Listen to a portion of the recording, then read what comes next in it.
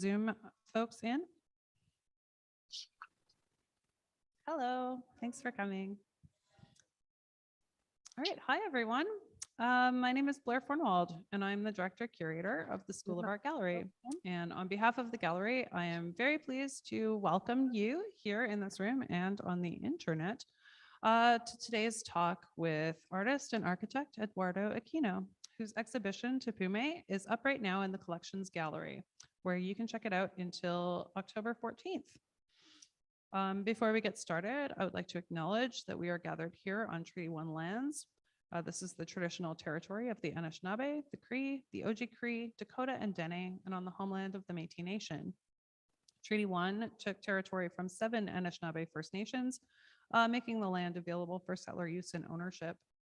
As you may know, our water comes from Shoal Lake 40 First Nation. Blair, Hello. remember when we talked about slowing down a little when you're sorry, reading the script? Hello. Thank you. Just a reminder. I'm going to slow down on behalf of the ASL interpreters, and also maybe you would enjoy it if I slowed down as well. Sorry about that. Shoal Lake 40 First Nation only last year ended its boil water advisories with the opening of its centralized water treatment facility. Tomorrow is the National Day for Truth and Reconciliation, which honors residential school survivors, the children who never returned home, and the families and communities who continue to be impacted by this tragic, painful, and all too recent chapter of our history. We can't forget the harms of settler colonialism, and we can't forget that those are not behind us. They're ongoing, they're systemic, they're socially, culturally, and ecologically devastating, and they are deeply embedded in institutions such as ours.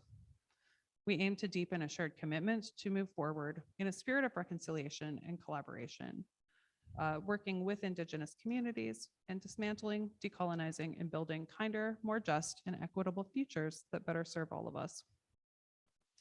I also want to acknowledge that the School of Art Gallery is generously funded by the University of Manitoba and supported by the School of Arts faculty and staff, donors, and volunteers. Thank you so much to our ASL interpreter, Sandra Smith, for helping make this talk more accessible. Thank you also to my colleagues at the School of Art and Desautels Faculty of Music, particularly Justin Baer, Kaylin Harrison, Frank Fernandez, and Adam Mladinsky for their assistance in facilitating this hybrid live and virtual event.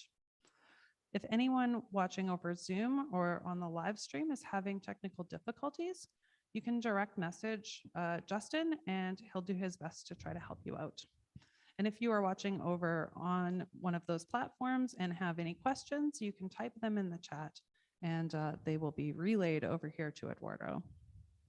I, of course, want to give my sincere gratitude to Eduardo for sharing his work and his words with us. It's a real honor to be able to work with you and facilitate this exhibition and this conversation. Eduardo Aquino makes work that fluctuates between public art and architecture, using an experimental approach to representation and taking cues from urban space. If you live in Winnipeg, you are probably already familiar with some of his work. You may have seen it and used it while crossing the Osborne Street Bridge or picnicking in Vimy Ridge Park. Eduardo studied architecture and urban studies in Brazil and holds an MFA in open media from Concordia University. A professor at the University of Manitoba's Faculty of Architecture, Eduardo is a recipient of a national award from the National Arts Foundation in Brazil and a National Urban Design Award from the Royal Architecture Institute here in Canada. Finally, I would like to thank you for coming to share this space with us today, whether in person or virtually. And we're going to keep things, I think, relatively informal and conversational. So Eduardo's going to give a short presentation, and then I'll be asking some questions about his practice. And we also welcome questions from the audience. So please join me in welcoming Eduardo Aquino. Thank you. Thank you very much, Blair, for the invitation. It is quite special for me because my very first exhibition in Winnipeg was at the School of Art in the old Fitzgerald building, and was an invitation by Cliff Eland, a Gallery 101. So 20 so many years later, I'm back and I feel pretty much at home. With the questions and the stories that Tapume, the project, bring to us. I like to say that even though there is quite an architectural presence in the gallery through the installation and the use of architectural elements basically found on the street, this is essentially a painting project. Um, and it starts actually 37 years ago when I was at your age. I was 22, 23 years old, and I was in architecture school, but I was also a painter. I was practicing professionally as a painter. And the two works that you see here were actually my last painting works because of questions that followed through.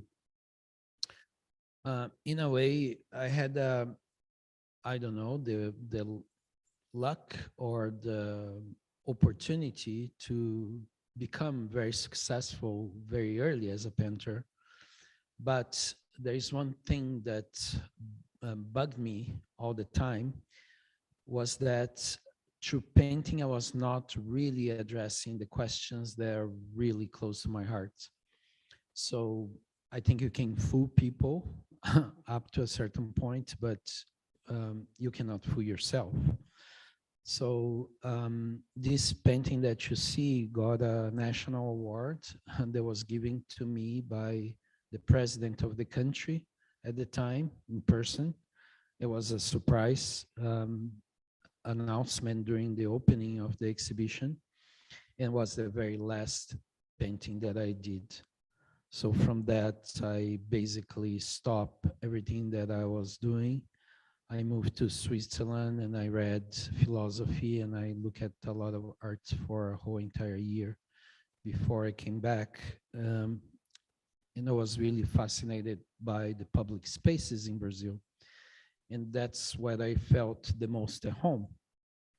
So another aspect of this project that's really important to me is my real position, let's say as an artist. I have never been a studio artist. I have always been an artist in the city.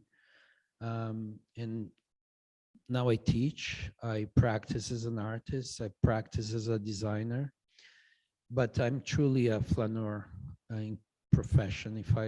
If I could have a profession, would be one of a flaneur. So the public aspect of the work, the Tapume as being essentially a painting project, and this attitude of mine that's pretty much ingrained into the way I see the world, to be a flaneur in the world.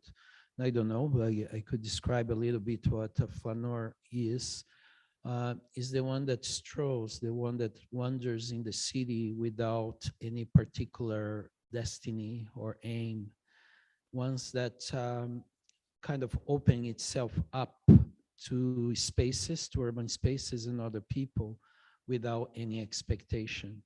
And I love to be in those states whenever I can. I become a flaneur.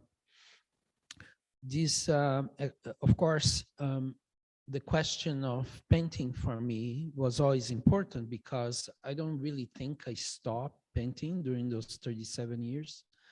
What I was looking for was a way of going back to painting in which, for example, would move me from making decisions or painterly decisions or painting decisions. Ideally, I'm right now on this adventure of finding a painting that's indeterminate, that's not really unconscious, but one that suspends consciousness in a way. And I found pretty much that during the project, during the early stages of the project. Charles Baudelaire in The Painter of Modern Life and other essays. To be away from home and yet to feel oneself everywhere at home, to see the world, to be at the center of the world, and yet to remain hidden from the world. Impartial natures which the tongue can but clumsily define. The spectator is a prince who everywhere rejoices in his incognito. And Walter Benjamin, those friends of mine, I would say, if I want to introduce them, they are following me and I'm following them for a long time. Benjamin, not to find one's way around a city does not mean much, but to lose one's way in a city as one loses one's way in a forest requires some schooling. Street names must speak to the urban wanderer like a snapping of dry twigs.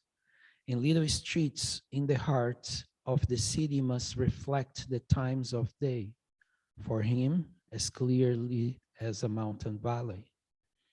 This art I acquire rather late in life. It fulfilled a dream of which the first traces were labyrinths on the blotting papers in my school notebooks.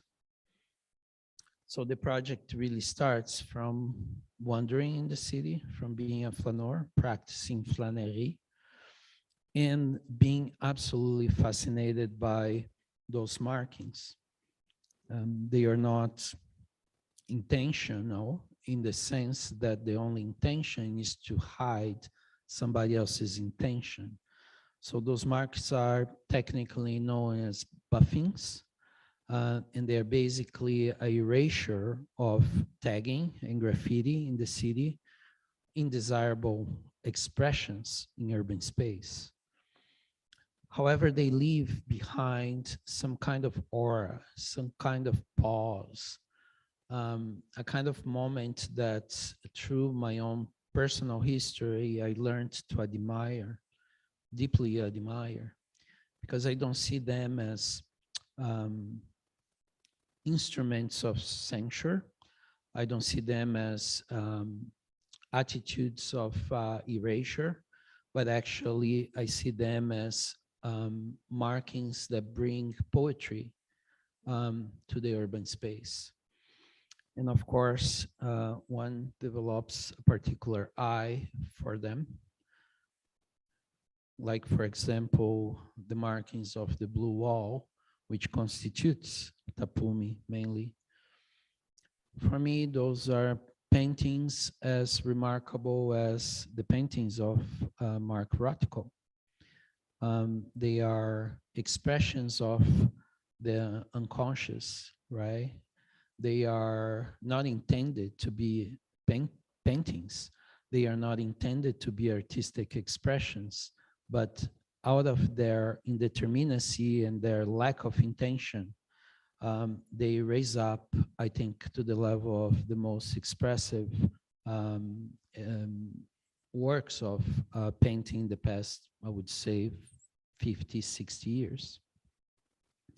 So for me, I start collecting those and I start to appreciate those in a very specific way because, of course, being a wanderer in the city, I trained my eyes for many different things in the city.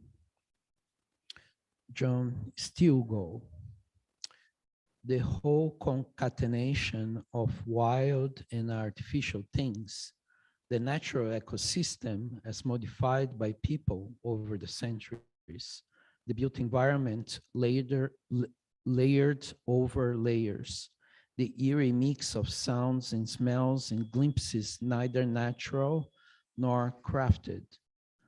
All of it is free for the taking in. Take it in, taking more every weekend, every day, and quickly it becomes the theater that intrigues, relaxes, fascinates, seduces, and above all, expands any mind focused on it. Outside lies the utterly ordinary space, open to any casual explorer, willing to find the extraordinary. Outside lies unprogrammed awareness that at times becomes directly serendipity. Outside lies magic.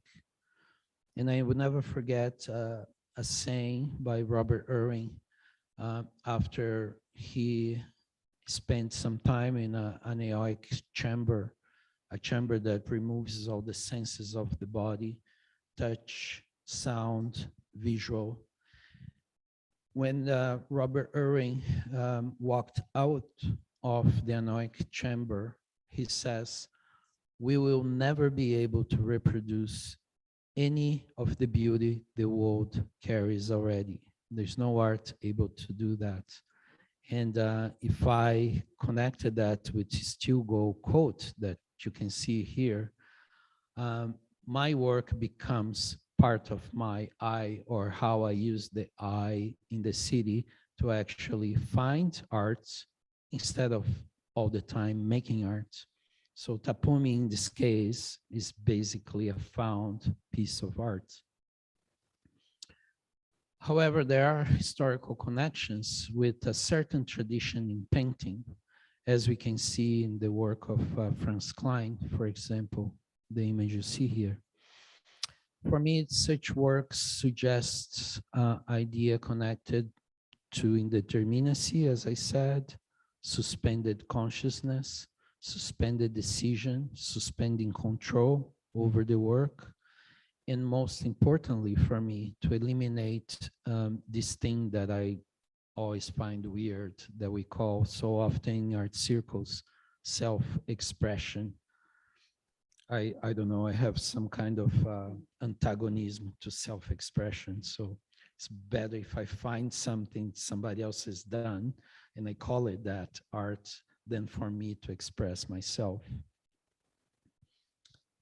So the act of buffing or covering, I also see in the work of Albert O'Halloran or Sigmar Polka, right? You can see in the painting process, certain things are concealed, certain things are erased for the sake of the evolution of the work, or even formally, the work more recent of Joe Bradley or Oscar Murillo. More importantly, though, and I think has been one of more present works in this trajectory, in this adventure, is the work of Mark Rothko, which so close to buffing with a sense of really creating space. You know, Rothko was not really interested in imagery and less so in self-expression, but this idea of creating space from the plane of the canvas. So remained in this whole process, clear direct reference, kind of a friend walking beside me as we walked in the city. There is an aspect also of sublime sometimes when you find something that's unintentionally to be or to become art. I find that very present in storefronts. They are covered, they are concealed from the sidewalk. And the references not only of field painting, but the references of the frame, the quality of the glass that reflects the passerby or the walker in front of, also refers to me of this kind of sublime kind of presence in the city. So I've been interested in tapume, which is, as you know, hoarding in Portuguese, construction walls, usually walls that are kind of separating the sidewalk from a construction site. And there has been many opportunities that I kind of engage direct with those kinds of urban situations, right? For example, this work, there's two works that I'm going to show to you. They are in Caluit. A few years ago when I was doing a project there in Nunavut, what happens in Iqaluit, it's very difficult to get rid of the garbage that arrives there in a weekly basis, right? Why? Because it's very expensive to ship it out, right? So you find a lot of construction debris, and you find a lot of used hoardings all over the landscape. And during this stay there as a curator for the public art program at the Iqaluit International Airport, in my breaks, I would go and find pieces in the landscape, and I would transform them with colors. The colors were really not defined by me, so those are the colors of the leftover painting that we use in some commissions in the airport. So you can see I find a piece of hoarding, in this case, in the landscape, and I just transform them and I leave them behind, basically. Or the work, this is one of my graduate projects and the Masters at Concordia, Masters of Fine Arts, MFA. I realized that at that time, applicants to the program had to send slides as their portfolio, right? And like you guys don't know what slides are, neither what's a carousel is, but those are transparent pictures that stick in a case, and then you put in a slide projector and you project on the wall. And I find out in storage boxes that were not claimed by students that were rejected in the program. They were in storage. And for one of my graduating projects, what I did is I built the hoarding wall. I closed the gallery space for a couple of weeks. And there's a little peephole in it. And through the peephole, you could see a continuous projection of artworks done by students that were rejected in the program. And for another 2 weeks, I basically removed the hoarding and I just exposed the gallery empty. In São Paulo, there was another hoarding. I was invited to do an exhibition at São Paulo Cultural Center, and I decided to close the gallery space. And what happens is inside, I work in collaboration with garbage collectors, and those are kind of São Paulo urban heroes because they are the truly recyclers in the city, either collecting paper or metal or glass. And but it's a legal activity. So I collaborate with an association of garbage collectors in the city. The gallery belonged to the city. So what I did is I asked the city if I could use some of those confiscated carts that were in city yards, in city storage for my exhibition, collected them inside the gallery along with materials, right? And at the end of the show, I invited my friends from the Association of Garbage Collectors to come and get their carts back. And then the carts went back to the city. And that's a detail. There was a series of small hammers that would knock on the wood all the time to give the impression of a construction site. Or the exhibition of Lina Bobardi, which was another hoarding wall. And the hole, as Lina would like to call always, not a window, a hole, is a kind of monument to the Brazilian-Italian architect. It was in the context of a retrospective of her work that I co-curated in Montreal. The next piece is called The Tour, which was done in the underground city in Montreal, transforming a passage, a totally terrain vague, undescribable space in the underground of the city into a bright pink magenta room. And the artworks, quote unquote, were a series of plywoods painted pink, because pink is the color we codify hoarding plywood in Brazil. So it's kind of bringing a little bit of a Brazilian chaleur to the underground city of Montreal. And the last piece that I go back is not necessarily a hoarding, but is a sign for by the city of Montreal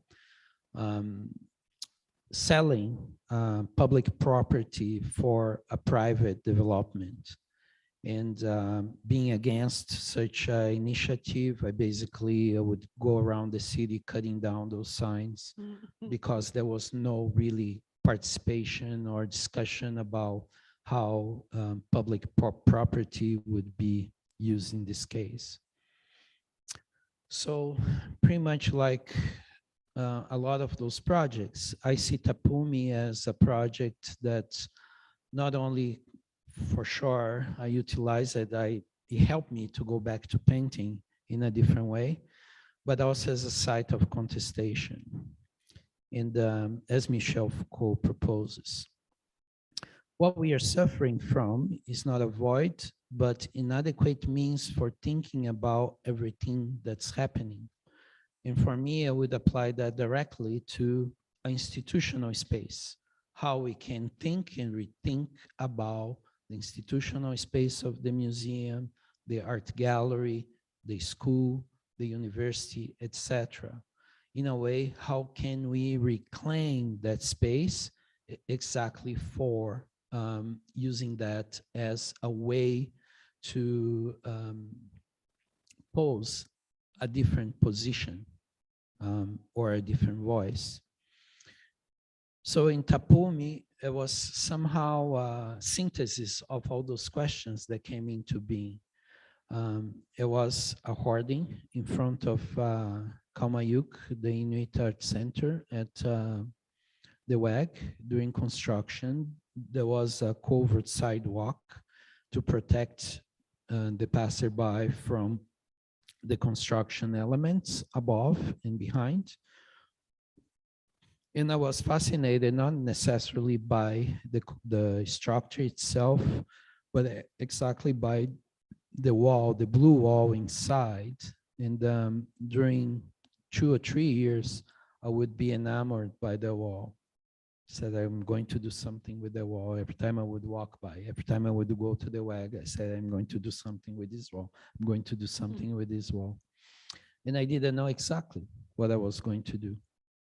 But I look at the wall very carefully, and all the references that I'm bringing to you here, both from art history, but as well from observations, urban observations, in a certain kind of flânerie attitude towards it. I say we should celebrate the wall as this moment in which the institution kind of opens itself up to the urban space and the public in general. So as a matter of fact, the first idea was actually to do the installation in the School of Arts. And I'm going to tell you why I call that. I like to refer to the installation downstairs as the chapel. But the Winnipeg Art Gallery invited me to do another version of it inside the gallery. And basically the room that was given to me was exactly the same length as the covered sidewalk, was the gallery 5. And I did just that. I just transported the structure from the sidewalk into the interiors. The lighting too was a donation by the construction company to the project, which is actually hanging downstairs as well. And along with that, along the process of thinking, along with the process of conceiving Tapume, the installation, I created a series of several hundred paintings based on the attitude of the flaneur, based on buffing, picking references for me. And I think my kind of most fun realization was that I didn't need to produce 50 different paintings, for example, in the case of the WAG. Here you can see in the back. But I said, well, I don't want to think about it. I don't want to make a decision about it. I'm going to do 50 the same, right? And of course, right, they are not the same. So is it the subtleties of working outside? I produce those in the back alley, exactly to take another reference of the flaneur and being the city, right? They would always have a very kind of a specific character. But the chapel has been a continued memory of the erotical chapel, right? Which has to be one of the most celebrated contemporary art spaces in our culture, right? In the culture of museums. So the idea, why not create a dirty chapel, Winnipeg version? And that's what Tapume became, a chapel in the School of Art.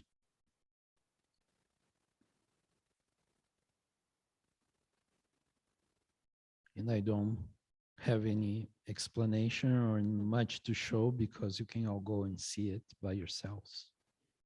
So that's the story. Thank you. Would you like to entertain some questions? Absolutely. All right. So your list of philosophical and sort of theoretical underpinnings for this work, like thinking about Flannery and maybe like Walter Benjamin, got me thinking, I guess, about maybe some similar kind of theorists whose work has kind of, I don't know, inspired me kind of indirectly or directly. I'm really interested in Michel de Certeau's writing in the practice of everyday life. Um, and every time I got sort of sad or overwhelmed in grad school, I would read sections of that book and then feel kind of buoyed and more optimistic. Because he really articulates the ways that ordinary people make these quote innumerable and infinitesimal transformations of and within the dominant cultural economy. So as people are moving and walking and cooking and shopping and reading books and watching television, they're making all kinds of creative decisions, and they are kind of in fact building culture, or they're using the sort of sites of the city, which are constructed to, I guess, insert or to assert a certain amount of control over its public. But we're using these things in ways that sort of serve our needs and not necessarily the institution's needs. Yeah, and then I guess also the user of public space, according to de Certeau, they don't necessarily hold on to the things that they keep, like they're kind of invisible practices. So yeah, I'm kind of thinking about the collectively realized aesthetics of the hoarding wall and how it's a bit of a palimpsest of like somebody tags it with graffiti, and then somebody who's presumably working at the WAG or for the construction company like kind of comes and covers it up. Yeah, so I guess I'm interested in that collective incidental mark making and where you kind of might situate the politics of this work, because I think you're quite enchanted by the buffing, but somebody who's a graffiti artist isn't, or they're tagging it, they're going to be kind of irritated that somebody covered up their work. So. Well, I'm enchanted by the tagging too. Yeah. Right. I always have a tag that I get on the street. This one's from São Paulo, it's fading, but I'm a tag collector. Yeah. So pretty much at the same time that I was reading Benjamin at university, I was reading de Certeau. And I always think is that, we can go back even to Marcel Duchamp or Joseph Beuys that says, everybody's an artist, everybody's creative, which is, there's so much questioning about that, right? But for me, I think we are an artist every morning as we take care of our bodies, as we dress up for the day. We make choices that are often aesthetic choices. We make choices that make sense for us. We make choices of colors, materials, in ways that will make us comfortable, right? To go into public space, right? So those choices are quite unconscious, right? And then that's why I make another connection, I would say, um, with what you just said about the Certeau, that there are invisible expressions of acts, creative acts that often take place in the city, right? Now, of course, the Blue Wall or Tapume is a collection of dialogues between systems of control or power, in this case, the institution, or capitalism via construction industry, right? And the free, open, right? That's what I call Tapume non-public, right? The supposedly public space, right? So the palimpsest results from that conversation, that ongoing conversation, right? So if you go back, go down there and see there are a few markings, a few taggings, very few that were not covered, right? They were left out. And some were covered by the construction industry, some were covered by the art institution, etc. That energy is there, present in the work. And the mystery that carries about what it was expressing before the buffing, right, is in the energy, which is an unspoken energy, which is an invisible energy. I think that lies the art coefficient. That's where lies the art, right? And is something that everybody wonders, as somebody wonders in the city. But I'm very much interested in that kind of dialogue between the public and the institution. Yeah, and in what we're able to see and what has been covered up Yes. and why. Yeah. One thing that shocks me, actually, that surprised me a lot, inside an art school, nobody tagged yet. And I keep waiting for it. No tagging. Well, That's I guess that's the kind of art schools we are these days. Right? Very respectful. Yeah, gotta go. No, you gotta go down to the exhibition for that. Okay. All right, you heard it here first. Yeah, I'm also interested, I guess, in the ways that I don't want to minimize the sort of role that that the institution and the construction workers kind of play too. Like these people are also citizens that live and work in the space and they are making kind of aesthetic decisions, even if they're kind of casual or ad hoc about it. It was kind of interesting to see the images where like a very deliberate work of art, the mural that Kaylee Shepherd painted on the exterior of the hoarding wall Mhm, is kind of in comparison with this one. mhm. But like choices were made to not color match the paint. Choices were made to make rectangles that were, approximately that orderly or chaotic. Yeah, and I guess the work also kind of leads me to this notion that there is no such thing as unskilled labor, and it's kind of maybe a chapel to the workers that are also building this space, to the work that artists are doing, to all of the unseen labor that kind of goes into the production of a cultural space or of an exhibition. And I appreciate that as somebody that works kind of behind the scenes to make exhibitions and programming happen.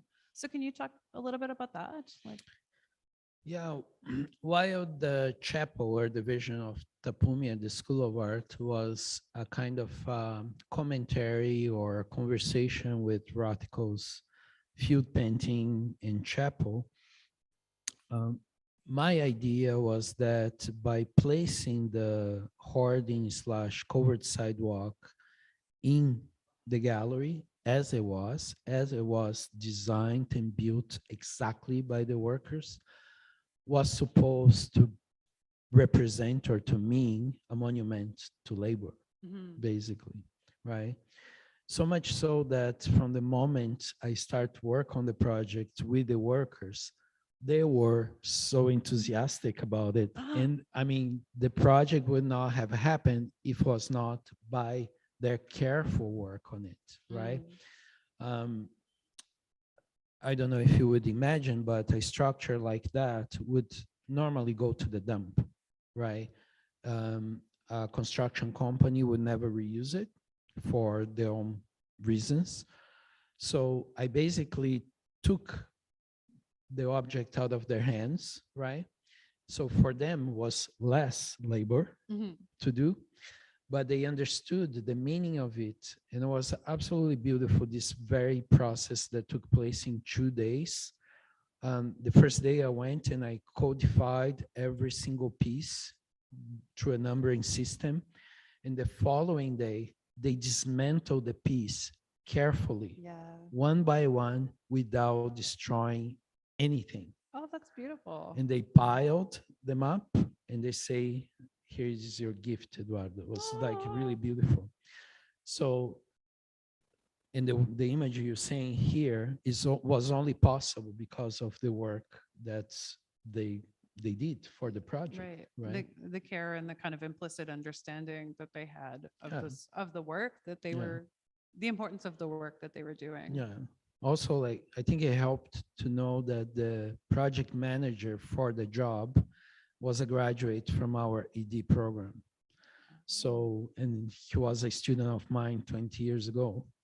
And he was totally taken by the idea. Yeah. So there's all kinds of unfoldings or nuances a project has that for him became also his project, Right. right? Well, and I think when you are kind of a dedicated flaneur, or you're strolling through the city and you're kind of open to sort of aesthetics and sort of political resonances, I guess you're also going to be open to conversation, collaboration, and like getting to really know and understand the people in your community. So, Yeah, yeah. we we tend to always almost too quickly translate the idea of politics to party politics, Mhm. right?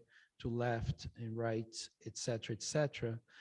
But the real politics is exactly what took place in the wall, this negotiation between parts, this conversation taking place in a supposed public space.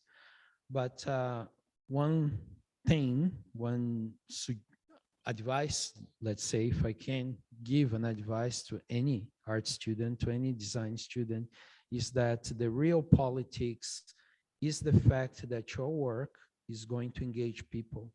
And doesn't matter which idea you have, which project you dream of, go ahead and push the project to happen, because the real politics is the natural engagement. People are going to um, um, come to you because they want to be part of that same dream, right? So in a way, Tapume is truly public in that sense. If we consider that's not really my work, but this is the work of dozens of people that's, engaged in behind the effort. But I guess it is I guess if we're thinking about it in terms of a kind of a Duchampian ready-made, then your work is what makes their work art. Yes, in a way. Yeah, and I think particularly, yeah, I'm kind of grappling with like kind of nuancing the ready-made or thinking about how this is and isn't a ready-made, particularly the iteration that was at the WAG. So, in 1913, Duchamp exhibited his first ready-mades. Some were assisted, some were not. But he was always really clear that he chose the objects based on a kind of ambivalence towards them, that they were not interesting to him in any way, and like that was very important part of his like removing sort of, I think what you kind of described as a the choices that were kind of inherent in painting. Mhm. Whereas I think that this is maybe, it is a ready-made insofar as it's something that was outside in the world, used and thought of as in one way, and then you just transport it into the gallery and it has this other meaning. Like you've made it art by putting it in there and by dint of your expertise in that field. Mhm. But I think your choice of material is so far from ambivalent. And I think you're asking the viewer to consider these aesthetic qualities, like by drawing these references Mhm. to Rothko or Malevich, maybe Yeah. different artists. So do you think of it as a ready-made, or why? Why not? Well, first I would say, Blair, be careful with Marcel. He's a trickster, I right? know. And if he says he was absolutely indifferent to all those objects, I would call him A liar. bullshit. You would call bullshit Yeah, on Marcel? because there's this beautiful, is one of my favorite rooms at the National Gallery, is a little Marcel Duchamp collection. Mhm. And when you see them all together, right, the rectified ready-mades, the modified ready-mades, the assisted ones, etc. A lot of aesthetic decisions were made. No, they all part of this integral aesthetic vision, which for me, he was like really specifically choosing that by its materiality, by its form, by its aesthetic presence and everything, right? Now, I keep, I consider a ready-made, especially the version that you guys see on the screen right now, because it was exactly what it was on the street, was moved into the gallery, right? However, what the work requires, in this case, Tapume, especially in the very first version, is a complement to the ready-made, Mhm. which I don't quite know yet. It would be a kind Yeah. of a nice Duchampian game to play, how to call that particular ready-made. Yeah. I read a tale of of some secret ready-mades that Say were again? secret ready-mades Secret that ready-mades. Duchamp exhibited before the sort of famous ones that he put in the Salon de Refusé. Mhm. That it was like the year before. He was still making paintings, and he said, I will exhibit this painting, but only if you also exhibit this new work that I have." Uh-huh. And they said, and it was I think it was a hat rack and an umbrella stand, Mhm. ready-mades. And they said, no, absolutely not. They are both You're at the being National you're Gallery. being yeah, they called him a trickster, and they were like, no, Yeah. it's silly. And he said, fine, I'm not in the exhibition then. I said, fine, we'll exhibit them in the cloakroom. And he Mhm. said, that's perfect. And so he had an umbrella stand and a hat rack exhibited, quote unquote, exhibited in the coat room, where they could perform the exact same function that they would Mhm. in the regular world. In that sense, I would say that I consider that a ready-made when was in the sidewalk, because Yeah. that's what I say, I have to do something with Right. this. So from that moment on, From that right? moment on, it was art, Yeah, because you declared it so, even quietly, even in your head. yeah, Yeah. it's I- doing champion or it's bullshit. Yeah. I don't know. Yeah, but I do think that they ask sort of different philosophical questions. Like the original, I don't know, like the Duchampian imperative is not to kind of consider these works as aesthetic, No. even if I agree with you that they were not as ambivalent as he Mhm. said they were. Yeah, and I think there was, I think it's what the work does. Mhm. It becomes an obvious thing when you change, right? It's not so obvious when it's in the sidewalk, Mhm. but it's obvious when you bring the blue wall into the gallery. Yeah. Everybody will call, oh, that's the art, Yeah, right? I'm in an installation. Yes, I am an installation. I am a painting, etc., Right. etc. I am in a right? space that's been radically transformed with Exactly. this construction hoarding. I'm Exactly. in a dirty Rothko, Yeah, which exactly. which is a good alternate title. Mhm. Dirty Dirty Rothko. Yeah, Rothko. I Yeah. like that. Yeah. Yeah. Yeah, what else? I was taking notes on my phone. I hope that the optics weren't funny there. Anybody? Yeah, does anybody else have Yes. any questions? Scotland?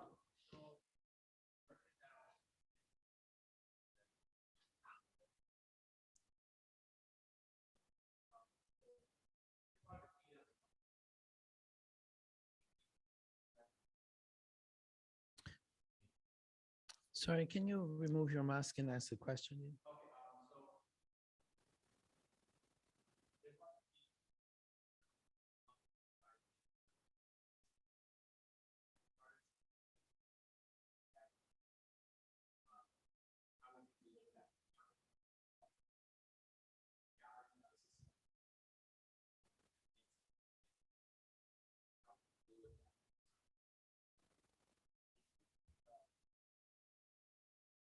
Okay. Well, there was it's a Um, pretty good story to illustrate that.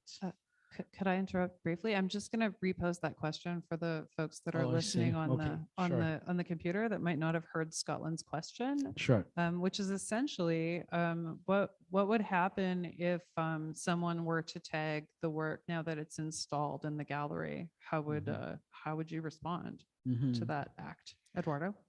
There's a pretty good story. It's almost like the perfect story for the piece is when the hoarding went to the Winnipeg Art Gallery. And part of the hoarding, there was some leftover tags that were not buffed, they were not covered. And then there was one tag that read, free blowjobs, 9 a.m. to 10 p.m. And if you go and see the installation, there's some peepholes in it. All right. The peepholes are done so people on the sidewalk can see the construction site. So somebody take a humor out of Right. that and tagged free blowjobs, right? It was a great subject of debate when we were installing the piece, if we should remove that tag or not. Of course, because of the moral values that meaning brings to a different kind of context, right? It's not the sidewalk anymore. It's in a controlled public art gallery, right? So my position was, is integral part of the work. I don't want to erase that. I think it's a great opportunity for us to discuss the nature of public space, to discuss sexuality, to discuss morality, right? And I make myself available to have a conversation, to discuss with anybody that reacts to that tag, right? So what happens at the end? I didn't feel that I was in the place of changing that for the integrity of the artwork, right? Just bringing something from outside inside. I think there was a signifier, very important signifier of the piece, right? Free blowjobs, 9 a.m. to 10 p.m.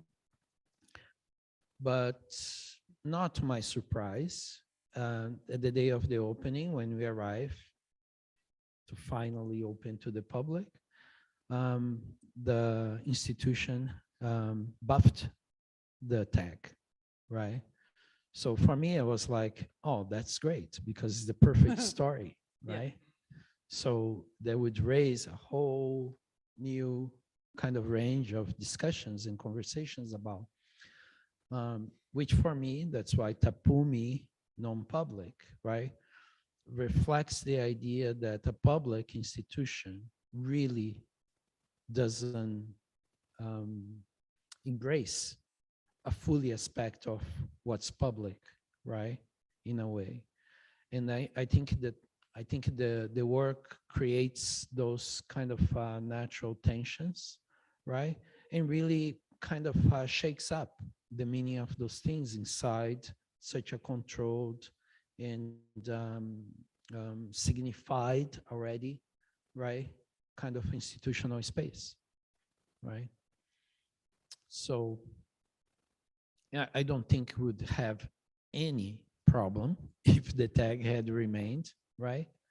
So I don't know where the instruction came from. I don't know if it was a board member or I don't know where that came from, but it was buffed. So it was kind of a perfect storm for the piece in a way.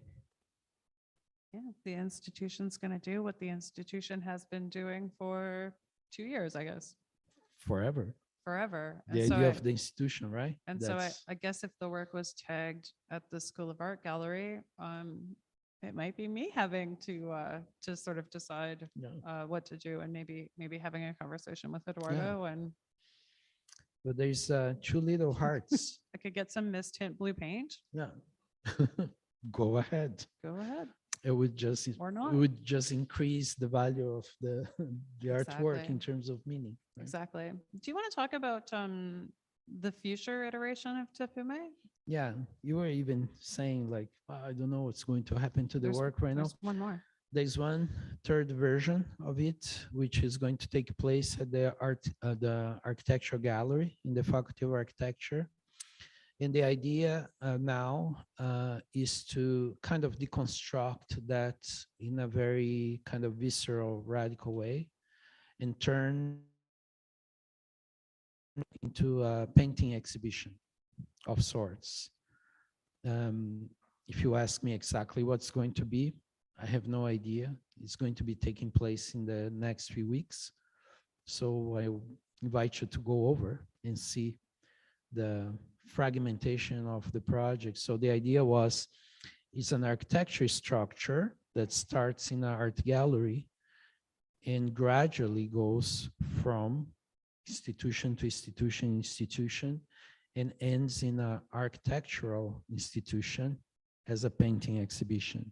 So it's kind of flipping the roles in a way of the institution, the expectation we have of institutions. Do you think very much about the disciplinary boundaries of art and architecture? No. That's what I thought. No, I think I'm a bad one for that. Yeah, and also, I guess I'm interested in this idea of kind of when you quit painting in the traditional sense. You said it was in order to kind of stop making those decisions. But I would argue that in developing an eye for found composition, you're still kind of making those decisions. Mhm. Yeah. I can also say that I never really quit, No, right? I agree. So I was just trying to find a way, like as a painter would think, Mhm. first to remove expression from them, Yeah. two, to remove any iconographic image from them, and any kind of personal markings. And that has been kind of a really interesting trip, Yeah. And that has also been the kind of linear, the uncomplicated version of the like history of modernist painting. Mhm. Yeah. So it's this is kind of the next yeah. iterative phase, but then you kind of bring in these other points of reference that kind of seem to come from like a Duchampian kind of Fluxus Mhm. situationist kind of lineage. Yeah. It's kind of it's really difficult to not making a decision. It's so hard to not make a decision or Yeah, to it's very difficult to not making a decision. So that would never happen, and that's a because decision too, if it right? was my decision to bring the proposal to you and your decision to welcome the project, right? Mhm.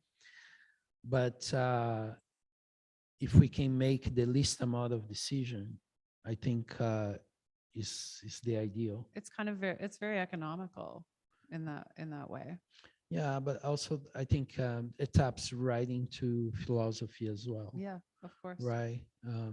A way for you to detach yourself or not be so, um, clingy about so many things around us, and more like accept what it is, but also instead of being,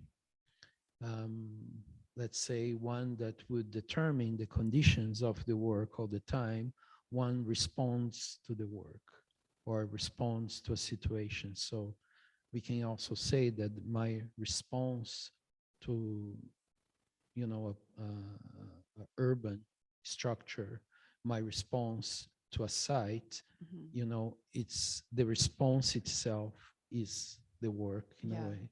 And I have to say too, anyone who's been in the collections gallery at the School of Art Gallery, it's a quite a unique space in terms of its dimensions and kind of what it offers and what could be conceived of as like sort of shortcomings or challenges with the space. And I really like the way that you responded to it in a really thoughtful, holistic way. Yeah, there's a very good anecdote about that because when I saw the blue wall for whatever reasons, I thought about the collections gallery, Ah, right? and And I then thought about because I was so embedded with this, you know, the idea of the, you know, dirty radical chapel, right? That it came instantly. But when I went and requested the wall to be given to me, right, as an artist in the city, I was asked, what are you going to do with that? Oh, I'm going to do a dirty radical chapel in the School of Art, right? And what the Winnipeg Art Gallery said, oh, why don't you do it here? And then I said, well, if I do it here, it's not going to be the chapel because it's very specific to that space. right. So the story goes is that the space they have given to me, the Gallery 5, was exactly the same, the length of the wall, the blue wall. And if you go to the gallery, collection gallery, is exactly the perimeter of, so we didn't add anything or lost anything. Nothing was lost in that. And it's exactly the same. Yeah. So it was a project bound to happen. Do you have like tape measure eyes too? Well, I kind of in the early stages, I kind of very roughly calculated that I was going to Yeah. work in both spaces, but never really trying to be precise in a way. And then when we did the installation there, worked perfectly. When we did the installation here, worked perfectly. So yes, tape measure eyes, or just Yeah, kind of a good sense of a good what's sense going to of, be yeah, sort of serendipitous. yeah, yeah. I should ask, does anybody else have any questions? We have an online question on Oh. YouTube. Sure. The rare YouTube comment. Thank you, YouTube commenter. Actually, there's been a lot of viewers on YouTube, which is great. MOAA Trent. How does the hand, whose actions tend to follow the mind, paint the spontaneous discoveries of the city? Said differently, how does the hand / brush operate as a flaneur in its attempt to copy?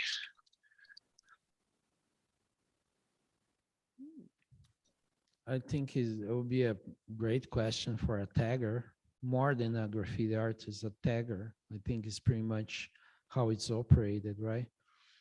What's really fascinating is that tagging is one of the most powerful urban expressions in São Paulo, right? The city that I come from.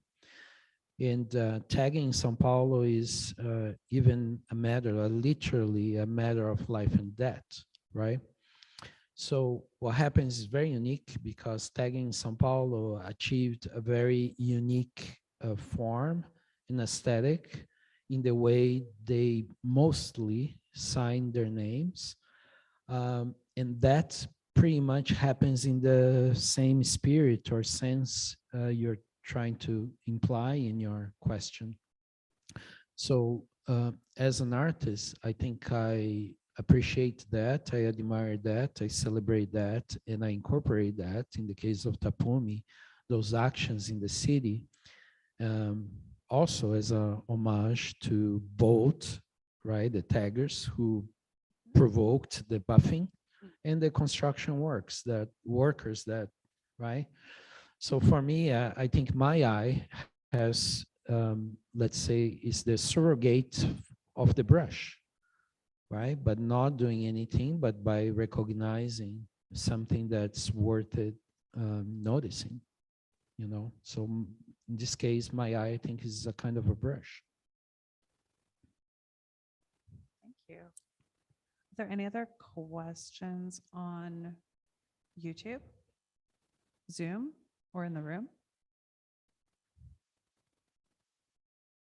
Please don't be shy.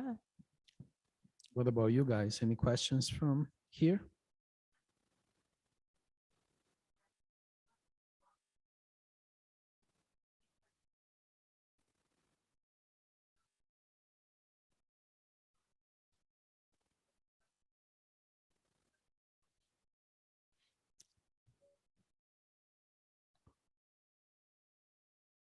You're talking about the paintings? Yeah, Uh-huh. yeah.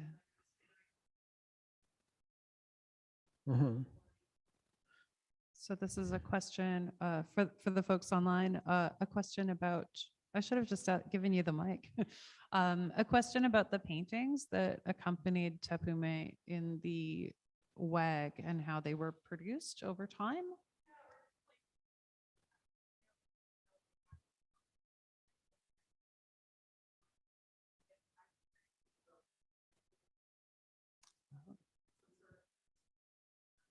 Ah,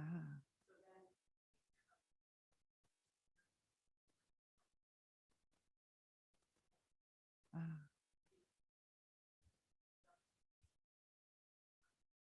Mhm.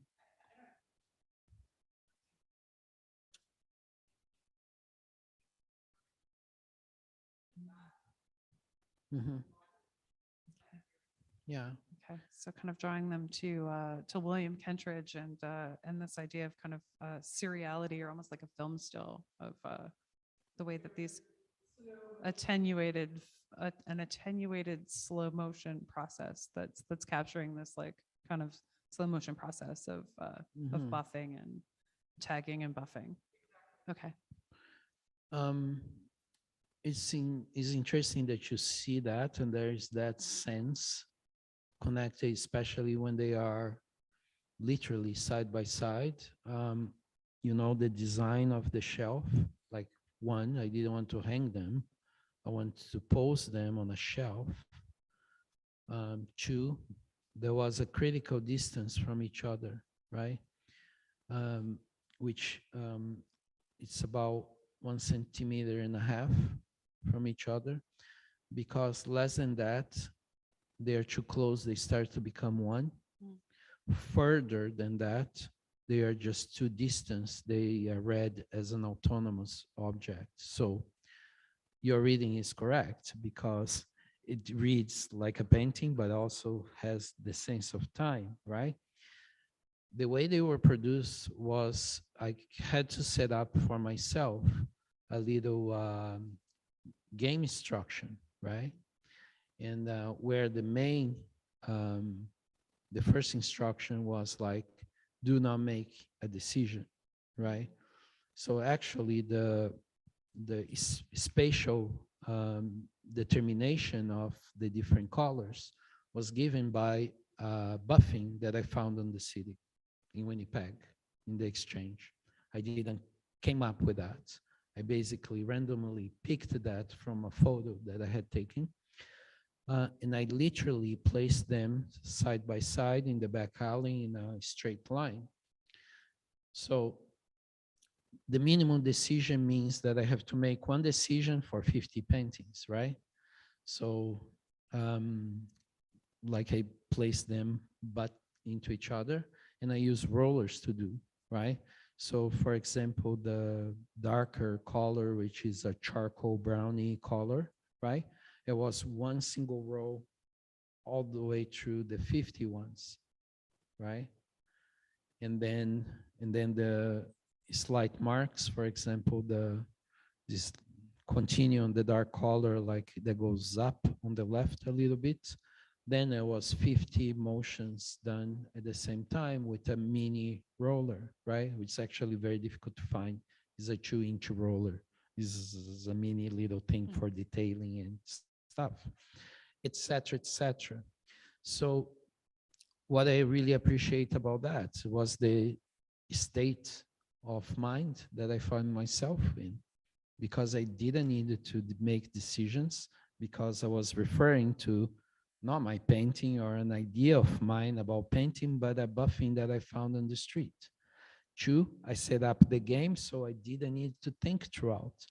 So what was really charming is that the fact that I did those things outside, a little bit like William Turner would paint outside and let the rain in like his paintings, right? You really absorb, the energy of painting outdoors instead of painting in the studio, right? And that's why you get those moments of mistakes or error, or maybe the roller will dry out before you want, or a little leaf falls and glues right on the painting, and that's what makes each one very unique as well. So it's a kind of it's a good idea for a video. It is, but it also kind of takes the work or the act of painting kind of more into the act of working, Yeah. or like the other kind of painting where you're painting a house or you're painting a It's bookcase labor, or something. right? It's labor, It's labor. or I think about these like factory made paintings where like maybe there's a whole series of people that are all working on making an identical landscape. Yeah. So there is something kind of nice about that. Yeah. That really does, I think, underscore that fact that like Yeah. all labor is skilled labor. Yeah. Yeah. I was just listening this week, was sharing the work of Tom Sachs to my students. And so I was just watching some videos, and Tom Sachs, he, for 20 years, he had to sustain himself by being a carpenter or by being a janitor. I think he was a janitor for 10 years. But he said something really beautiful. When I was janitor, I would do my job as an artwork. I would be the best janitor in Manhattan. And everybody notices, right? So it's the sense of every human action can be done as a piece of art first, right? And the opposite is true, right? That's what I did by producing the paintings. I brought the labor spirit into the paintings, right? Like the painter who paints house after house after house, and is kind of in an unconscious kind of state of mind, right? That's what I wanted. And that's the beauty that I found when I was doing those paintings, was like, that's it. It was like, that's it. It's not even so much about the object, like I cannot value or place those paintings in any other kind of bigger discussion or context, right? Critical context for it. I think for those paintings for me represented a different space of consciousness. Yeah. You know. Yeah, they have a really performative kind of quality. And they were done fast because the slowing down that you mentioned, which is right, it was counterintuitive to what I was proposing. If I would go too slow, I would have to start to make more decisions. And I could not allow myself to do that. That's super interesting. Thank you.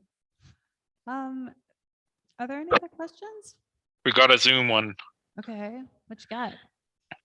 It's Abigail Ald. Thanks, Eduardo. Great to learn more about this work in your practice. I'm interested in hearing about how you develop relationships with workers like Sao Paulo garbage collectors, construction workers, and how central you feel this is to your work, and maybe if/how this shifts in your art work versus design work.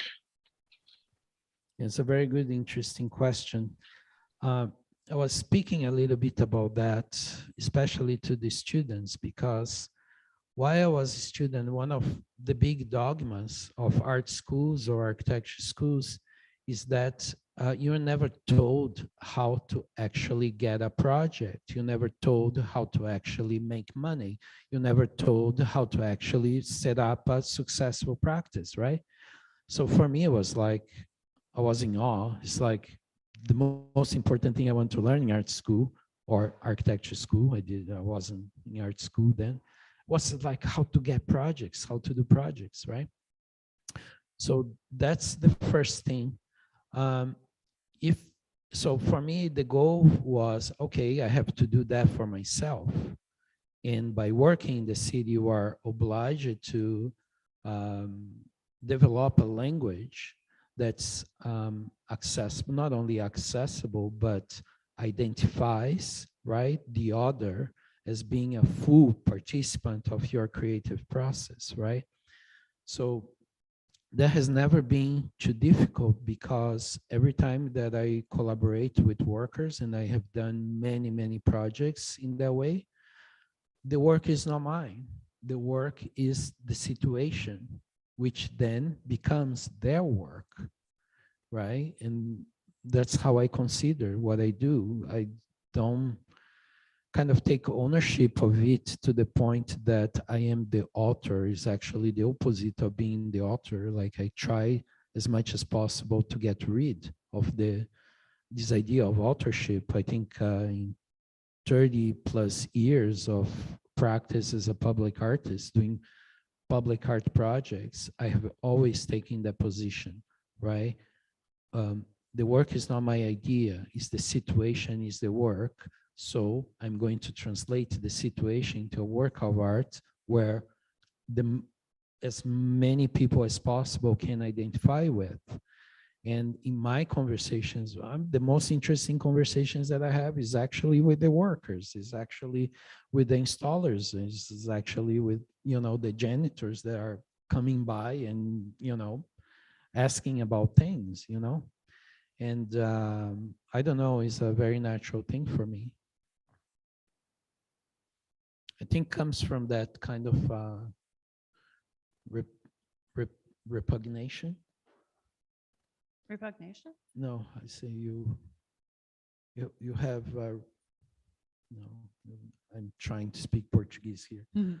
No, something that you are very avert to, like, Yeah, that you are kind of attuned to. no, the You- opposite, you're very you're against to repulsed. Repulsion. repulsion, voila, repulsion, because it comes from my repulsion about personal expression. Yeah. And like, I get icky just think about personal expression, Yeah.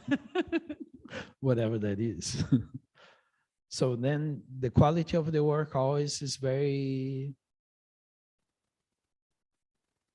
undefined, I would say. Like, I don't work in a particular medium. I don't work in a particular scale. I don't work in a particular way. I don't work in a studio. I don't work kind of work in response to what comes to me. Yeah, it does seem to be about maybe not a personal identity, but a collectively Yeah. realized, uh, maybe not even a collectively realized identity, because the work that you're finding or the conversations that you're sort of capturing are a little bit more ambivalent than that. Yeah. And you see, like, it's about this kind of collective energy. It's more like an energy, right? Because I could have gone to the WAG, I could have talked to the builders, right? Mhm. And say, can I take the blue wall? And they could simply said, no, you can't. We are going to throw it out, right? But at the moment they ask, what are you going to do with it? Their eyes shine, right? They like, oh my God, this thing was going to go to the dump, right?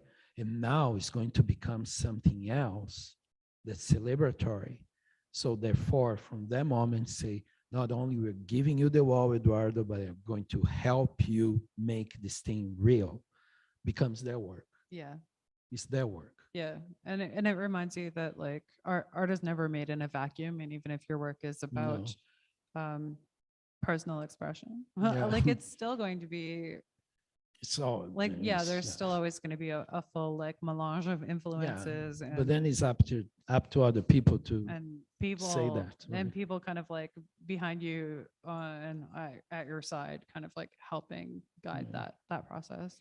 But for me, especially if I look at the student's eyes, right, comes with a lesson, is that your dream is a reality if you say so, right? Because things seem to be so far, so unattainable, so difficult, right? This thing about, oh, never have money to do this or that, is the other way around. The money always falls behind, right? So it is in the conversation, I guess. I feel like that's that's a nice place to leave it, unless there are, oh, there is actually another question. Do you want to pose your question into the mic here? Do you want to pose your question into the mic here? Yeah, sorry, then the, okay. Speak there. Sure. Yeah, because you talk about the public art, and I was curious because you said you just use a simple structure from the terminal at the beginning of the front to the WAG gallery, and we also saw the artwork you showed in art building, and also like just a simple process to cut. So I'm quite curious, is that like meaning like less process during the designer to the audience? I'm sorry, can you get closer to the mic because I can't hear him? Sorry, is that mean like the process, there are less process from the author or designer to the audience, it will like get stronger feeling about the, or sense more stronger feeling directly from the artwork by like I can sense it feel like I can sense the feeling about what author or designer want to show. Is that mean like less process, more directly like sense of the feeling? Yeah. Just to go back to Tom Sachs again. Tom Sachs says, be careful about creativity, right? Creativity might kill, right? Yeah, that's true. So, and if I go back and think about the 2-3 years that I contemplated the blue wall, there was enough. There was enough. There was intense. It was beautiful. It was charged. There was, in itself complete. So therefore, I agree with you. Sometimes the lesser process you can interfere, the more powerful the thing is. Yeah. And I think, talking a little bit closer to us, designers and architects, I think we always want to do too much, right? We're just looking at your projects, right? Yeah, they're fantastic. They're beautiful things, but there's too much, right? So it's a lesson to learn, I think, especially as an art student, and a design student in a world that's so complex and layered and difficult and, full of problems, right? Well, maybe the work we do presents another reality that's actually more direct, simpler, Yeah, right? that's true. Maybe that's our contribution to that. Yeah, like more simple, more I'm not sure, phenomena or atmosphere. Nope, missing all that. Sorry, can you repeat all that and into the mic?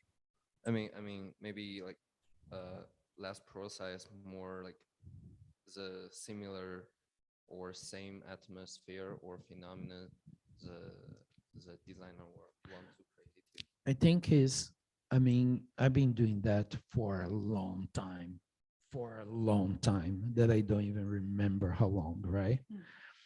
As more as we do, more we are able to identify what's really important, right? Yeah, that's true. So, and the opposite is also true. If we don't exercise our eyes to be able to really identify what's really important, then everything is important. When everything is important, nothing is important anymore. Yeah. So, but it comes with how you see life. It's not only a design process or how you exercise your eyes, it's about life. Thank you. You're welcome. All right. I think we'll end it there. Thank you, everyone, for coming. Thank you, everyone, for joining us on Zoom and YouTube. And thank you so much, Eduardo, for Thank you, for Blair. all of Thank your you, thoughts. everybody. Thank you. Take care and enjoy the rest of your day.